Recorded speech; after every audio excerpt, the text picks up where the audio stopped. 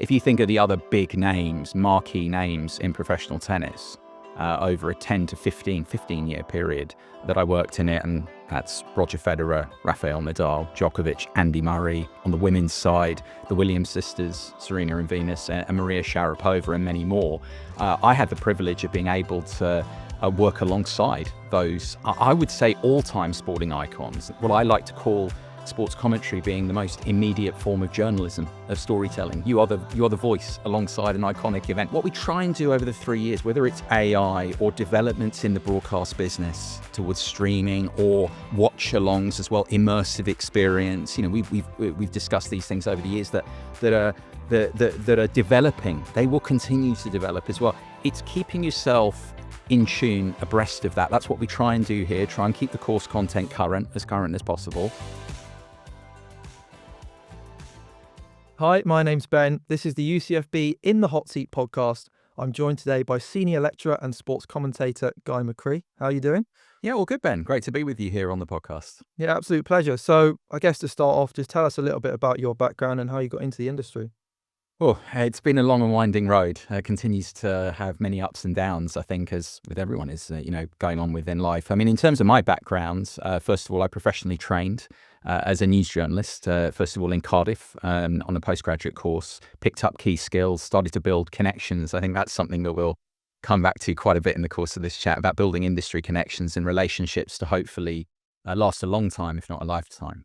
Trained that way, worked into news broadcasting, news journalism as well, covering court cases and the like, and then across to sports news. My passion was always in sports. I knew that from growing up as well. But there's a close relationship between news and sports, I think, in society. I think it was a way that I saw a way to build my platform, what I wanted to contribute in the broadcasting business, even if ultimately that was going to be, going into sports, first of all in sports news, and then on to other things as well.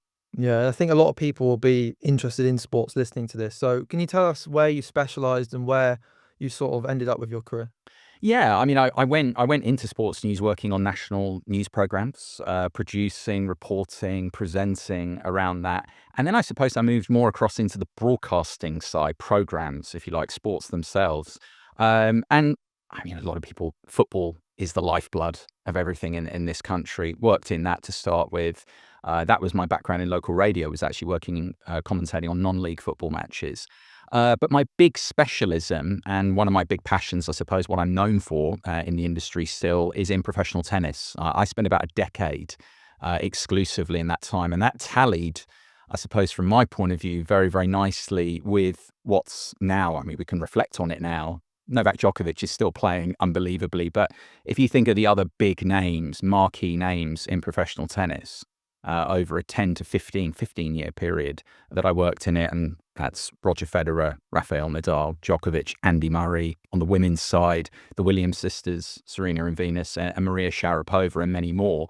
I had the privilege of being able to work alongside those, I would say, all-time sporting icons, not just tennis legends. So commentating on them, interviewing them on court, as well, building those professional relationships as well, not just with them, but with the people I was working with as well in the business, that you then take into other fields. I've gone on to also work on huge multi-sport events as well, the biggest of all, the Olympic Games and the Paralympic Games, being very fortunate to work on so many of those, winter sports as well. But you find that the people you work with, you then come across. So that's the important thing, is building those relationships first of all, and then taking that on, hopefully, and going on to even bigger and better things. I think one of the interesting things with this industry is it is as simple as starting out commentating non-league football, as you say. And how transferable is that into, say, an Olympic Games or, a tennis Grand Slam? Yeah, I mean, it's something you yourself, you're working with at the moment, someone who's, looking to make a mark in the business. I think really the big thing I've taken forward with it is, I always say to people ask me a lot at UCFB, they ask me, how do I get into the business? What do I do? What are the kind of top tips? We can talk about that as well for everyone. But I think the thing is, you're still ultimately talking to someone, you're broadcasting to someone, you're trying to pique their interest. People are interested in stories. about people as well. It's been a big part of my commentary career. There's a big rise at the moment in commentary about use of data, for example. I think it's important, but I think we should never forget the human interest value in storytelling, whether that's putting a news report together, whether that's presenting a link into you're hosting a program, or whether it's commentating. What I like to call sports commentary being the most immediate form of journalism, of storytelling. You are the voice alongside an iconic event. Whatever it is, it matters to people. Whether you're at the side, you're at a non-league football ground, that matters to someone just as much as someone winning a gold medal at the Olympic Games that I've had the fortune of being able to commentate many of those occasions as well. They all share that commonality. At the end of the day, they all matter to people, and it's your job ultimately in broadcasting to try and connect with your audience, with your viewer, with your listener, and get them interested and maintain their interest, inform them as well, and just have a good time about it as well. Don't forget that this is just such a joy to work in this business, in the sports industry, whether it's in any of those fields or many of the others that we cover at UCFB as well. I've focused on media pathways, but there are so many different pathways into the sports industry. Just an amazing place to be if you can remember some of those things and bring some of that into the work that you do. And you mentioned there, it's a lot of joy working in sports. I imagine your favorite moment's going to come from an Olympic Games or something like that, rather than a non-league game and with 100 people listening. But could you give us your best or favorite moment from your commentary career? Oh, there have been a few. I mean, you're alluding to. I look back to the non-league moments. I was at Radio Newcastle. That's where I started, BBC Radio Newcastle, and with Bedlington Terriers winning the FA Vase. And around that run, because it seems so unlikely. I mean, that's quite a few years ago now, and we won't pin that in terms of when exactly it was. We can move on from that. But no, it's that matters. The reactions, people's faces when you're reporting, when you're commentating about that. So yeah, with respect, I think that's a big moment that I remember, because it's where it kind of all started for me. And then, as you say, I mean, when you were asking the question, I was just thinking, images come into your head from your career, and you hope to have a few more as well still at that point. I mean, I remember I was at the Italian Open tennis back in 2012. Maria Sharapova was playing Li Na, another former Grand Slam champion, fantastic career, Chinese player. She was there as well. And this match just had everything. I'm not sure it would have passed health and safety, but in a commentary position, you've worked in Italy and everything as well. Fantastic country, great people, culture, everything else. But the commentary box maybe wasn't the most modern, shall we say, bit rickety. And then those who've been maybe to the Italian Open as well would know this, but those who haven't, explain around that. The Stadio Olimpico was there, and it was the day of the Coppa Italia final as well, when this was going on, the women's final, the Italian Open, one of the big tennis events in the sport. But that was happening in the same area. And so you've got these firecrackers going off, incredibly passionate football fans coming by. It was like a quagmire, the clay court as well. So much rain falling, incredibly dramatic match between two wonderful Grand Slam champions in Sharapova and Lee. And then you've got all of that. And then I'm in the middle of it on this rickety commentary tower, trying to keep it all together as well with all of this going on. We're only human beings. You take all of that in. So that's a memory as well. I mean, just describing it to you can probably see. I mean, they're vivid images as well. And so, I mean, that would be one. As you say, Olympic Games, gold medal matches as well, the privilege of doing those I would say with Tokyo, one of the Olympic Games that I've worked on, that was very, very different, because commentating an Olympic gold medal match with no one bar the officials in the arena. I mean, that's something I hope never to have to repeat, but that as an experience in itself, I suppose, was a really formative experience for me to take forward. The power of the importance of fans to a sporting occasion and to the soundtrack and the development of it as well. I think those Olympic Games taught me that as well, aside from London and Rio and Paris last year, where you've got the fans and it's so passionate as well. So yeah, quite a few there, just a few there to kind of relate across. Yeah, it wasn't quite one, but that'll do as an answer. Bedlington Terriers, that's brilliant. What a team. Yeah, it's such a privilege to work on these moments in sport, because I think going into it, you never know when a moment's going to be massive. Outside of the Olympics, like, everything's huge, but when you're commentating a regular team, you don't know when that big moment's going to come, but you've got to be ready for it, and you're the one calling it first. So I think that's fascinating. So tell us how you've then used your knowledge that you've picked up over these years of broadcasting and brought them into UCFB and to the course here. Yeah, I mean, that's a really, really good question because, I mean, that's something I think that all of us here at UCFB on the teaching team, we're asking ourselves that question every day. When we're running a class, when we're preparing the class, even before that, when we're designing a module, and you yourself know that having studied here as well, what we're trying to do. I think that is an ongoing formative process for us as well. I think in terms of what I try to bring in, first of all, my passion for coming in was, we've talked about some of the experiences I've had. I was trying to relate that across and trying to help people get into the business. The sports industry is amazing. It's never been bigger, but it's also never been more competitive as well. You really do have to, maybe this is a thing we can develop a bit more in terms of standing out and bringing, I would say, your own individual qualities. Everyone's got their own individual qualities, but it's about in these three, or, if you do postgraduate study here as well, I encourage people to do, but minimum 3 years, around it, an undergraduate program. It's about cultivating those qualities that you've got and developing them in what I would say is a pretty, useful environment to do that. Once you're out in the industry, as I tell my students as well, you should be ongoing kind of engaging in reflective practice around what you're doing, but it's harder. I know that myself because you've got the pressure to do the job, perform under pressure. There are other factors involved as well in terms of how you deal with people and meeting deadlines and everything else. But this is a great chance to build and find out and start to work out who you are as well. So we try and bring that, I think, into the modules. We try and make everything as good in terms of a preparation experience for the real world, for the industry, because it's not just I've come from that, I'm still in it. Within the broadcasting team, as I said, one of the higher profiles, if you like, in terms of that, in terms of active engagement with the business. But I think it's the challenge for us, and we're constantly in touch with students as well about this, is how do you prepare students to have the best possible chance of entering the sports industry and being able to be as successful as they can be in it? That's what's driving what we try and do every day here at UCFB. Yeah, it's very interesting.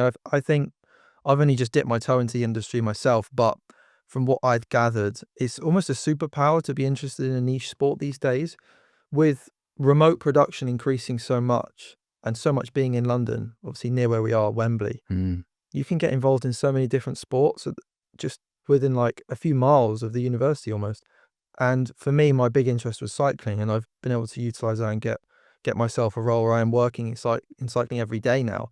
What other things do you think you see amongst students that you can tell them, right, this is a really powerful thing. You should take that and go into the industry with it. Yeah, I mean, you raised a number of points there, and obviously you've worked through the 3 years of the program now, starting to make your way there. I think you make a number of points. I think first of all, interesting ones. I think that, in terms of the business, I think something we're keen at UCFB to relate to students is everyone comes in, and the common answer when I run a class, I work with I work right the way through, and I think that's really important as well in terms of my own development to work across levels 4. First year, level 5, second year, level 6. I run modules at the business end, obviously, of the program, the business and broadcasting program. But level 4 is so important. And I go back to, then maybe you go back a few years with it as well with that. And you think, I ask people, what do you want to do? Who do you want to work for, first of all? First session, first of all, before we do anything, because I want to try and get in to be able to try and help and bring not just my experiences, but also my industry connections as well. Because you talk about all the different sports as well. If I don't work in that sport, I probably know someone who does. So I need to know that first of all to be able to try and help the student in that way. So I think the point you make about it not just being about football. Look, football's great. I love football. I have a passionate interest in it as well in terms of the team that I follow. Everyone at UCFB knows who I follow. I'm quite open about that as well. It's a big passion of mine. Football's great. The Premier League is great. We're not saying that you can't work in that eventually, but there are also realities as well. It's incredibly saturated and massively successful product. There are so many other opportunities out there as well. If we stay within football, the women's game as well, the Women's Super League, just growing and growing. If we look at it at the moment, and the levels below it in the pyramid there as well, and then outside of it, you've mentioned cycling. So many sports, so many streaming opportunities now as well. I contrast that with when I was trying to make my way into the sports business as well. There weren't as many opportunities, as many sports being covered in the depth and just with the quality of coverage around it now as well. I think what I try and get across to my students here is you shouldn't, for all that you'd listen to me or the other really, really experienced members of our team across everything, and maybe there's a temptation you want to be like them, or there's someone you really, really admire. If you're looking in cycling, for example, you work in, and you admire broadcasters, I always say to people, yeah, study them, try and pick what you like out, but don't forget what you can bring individually. Never try and be a copy of someone, however much you admire, appreciate, love what they do as well. So I think the point we're trying to get across, and we're trying to unpack this through the course as well, with the way we set up the modules and the guest speakers through our employment and career planning team as well, everything that we're doing, all the wonderful richness of opportunities at UCFB and what we offer, is trying to unpack those individual qualities, because everyone's got them. What's your individual passion? What can you bring? Because that's the first thing in an interview. They often ask you there. Or if you're not interviewed, you get an opportunity that they're looking for in the piece of work, whether it's a social, an Instagram reel. I mean, yourself, a YouTube short, whatever it is. What do you bring to it individually to tell that story in a uniquely engaging way, rather than someone else's way of doing it? What do you bring from your own journey to be able to try and engage someone in that story and keep them? That's what we're always trying to do as well. I think that's a really, really important part of it. I must say, I do remember that first session with you 3 years ago when we came in and you basically went around the class asking everyone to announce in front of the whole room as well what our individual ambitions were. And mine was to commentate on the Tour de France one day. And before that, obviously, just to work in cycling in the broadcast team. And I found that session very, very helpful personally, providing me with a lot of motivation, because you essentially went around the room and were sort of telling people that these dreams are all possible. There's just a lot of steps on the way. You just got to commit to it. And for me, that was really empowering. And I've ended up doing a load of different broadcast mediums. As you mentioned, there's so many options these days. And Absolutely. in terms of commentary, which is a passion I've picked up as well, I've managed to, commentate from my room now. I can commentate a football match that goes across the world, sat in my room with minimal equipment. It's crazy. See, that never happened when I started. First of all, there weren't the streaming opportunities level. Fucking streaming, and no one knew what that was. I mean, I'm not that old, but it's just, and I think that's the point you're getting at. I think it's the evolution of the business, and it will continue to go that way. If you look at the growth of AI, in everything, in all walks of life. I mean, that's another podcast, isn't it? And we can set that up sometime. But I think you're looking, what we try and do over the 3 years, whether it's AI or developments in the broadcast business towards streaming or watch-alongs as well, immersive experience. We've discussed these things over the years that are developing. They will continue to develop as well. It's keeping yourself in tune, abreast of that. That's what we try and do here. Try and keep the course content current as possible. But also bringing back from what we do in the business as well. Right, we need to change that now because that's evolved. We're not doing our job properly if we're not preparing you along modern developments, things that are going on. So, but it is, as you say, it's also right from that first session. I can see in your face, going back to that. Feels like a long time ago and not a long time ago in a way. But no, it's great that you remember it. And I'm sure other students do alongside you in other groups. I just think it's a great way of opening up because you've got to start somewhere. And you'll get knockbacks. But I always say try and control the controllables, because there are many uncontrollables in trying to get into this business, indeed in life. And one of them you can do is really just focus on, okay, what would I like to do? What's my goal? It might be a long and winding road to get there. You almost certainly won't be able to plan exactly. There will be, and I know from my own experience, there will be bumps, there will be different things happen in your life, but you've got to set a target ultimately there as well. So that's where we begin. And then it's right. How can I achieve that target? What do I bring? Ideally, what do I bring? What do I do differently? I don't like the word better. Differently to anyone else that's going to stand out to be able to help me achieve that, tell that story, and then in a wider sense, achieve that goal in the longer term, however long it takes. Yeah, the modern industry is fascinating. The barriers to entry now are so low.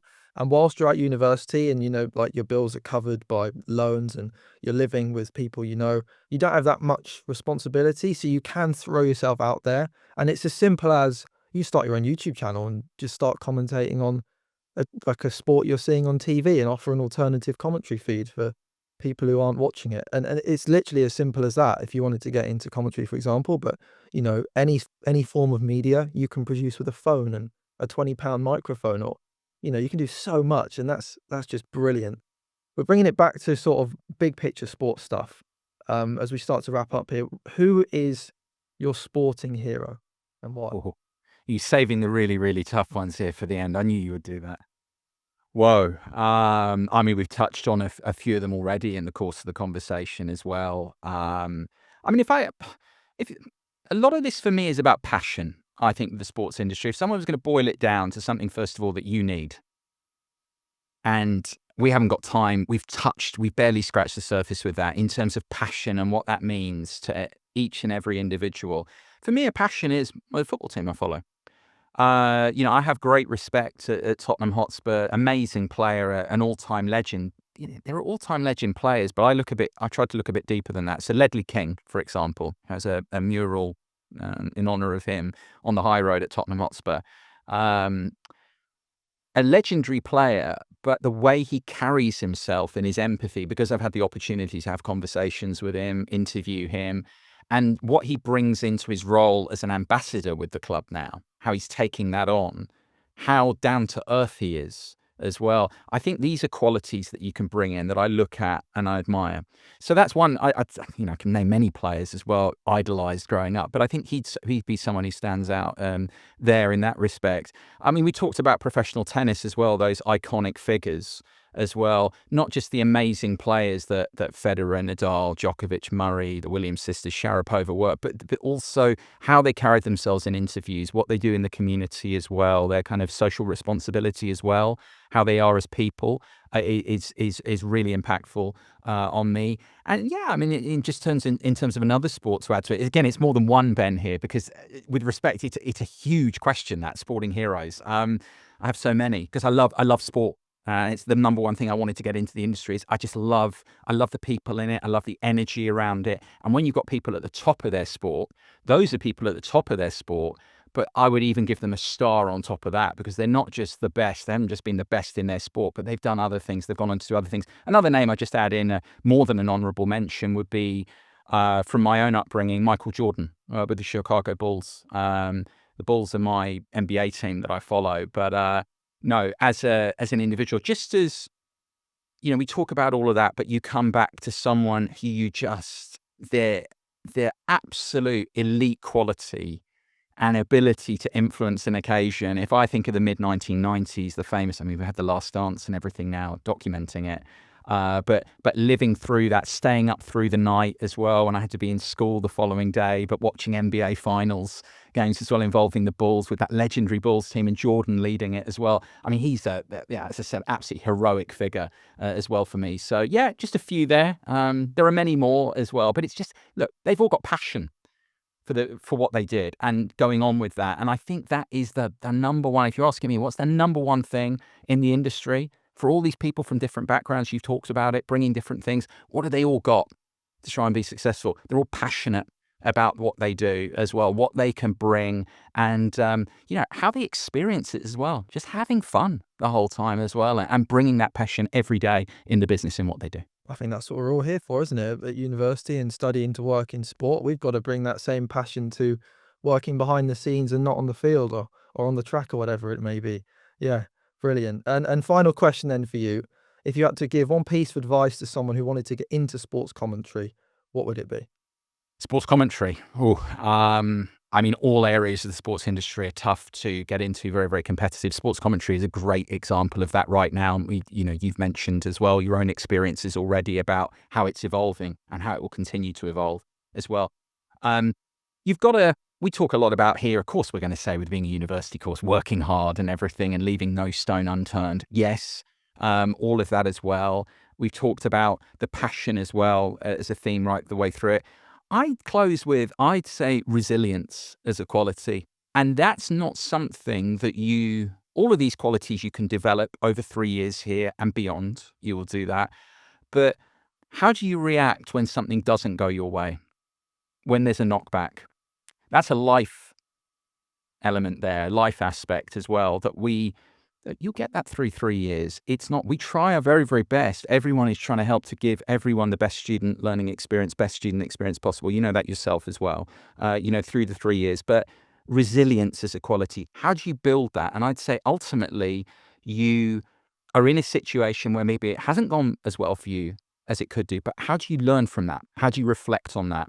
If you're in that situation or a similar situation the next time, something we do through the whole 3 years in terms of developing that, reflecting on it, but how do you learn from it? That the next time it might turn out differently, but what if it doesn't the next time as well? It might take several goes. And with sports commentary, you might send out so many communications and everything and get lots and lots, people not responding to you, too busy, or knockbacks or whatever, or not getting an opportunity. How do you keep yourself mentally and also developing as well in the frame that when you get that opportunity, you can then run with it and take it and show your passion as well, your interest in it as well, and your energy, and make the best of it that you can, and then go on from there. I'd say that's a really, really big quality. So I'd say to people, how do you build that resilience? Think about that as well. How do you reflect to have that quality when you need it to call upon, to be able to fall back on as well, to help you on your journey, hopefully onward and upward into the sports industry. Yeah, brilliant. I think one thing I've learned from being here about that is it is about controlling what's in your control and just, persevering. And I've personally sent out like thousands of emails. I know. Back maybe 20 of them.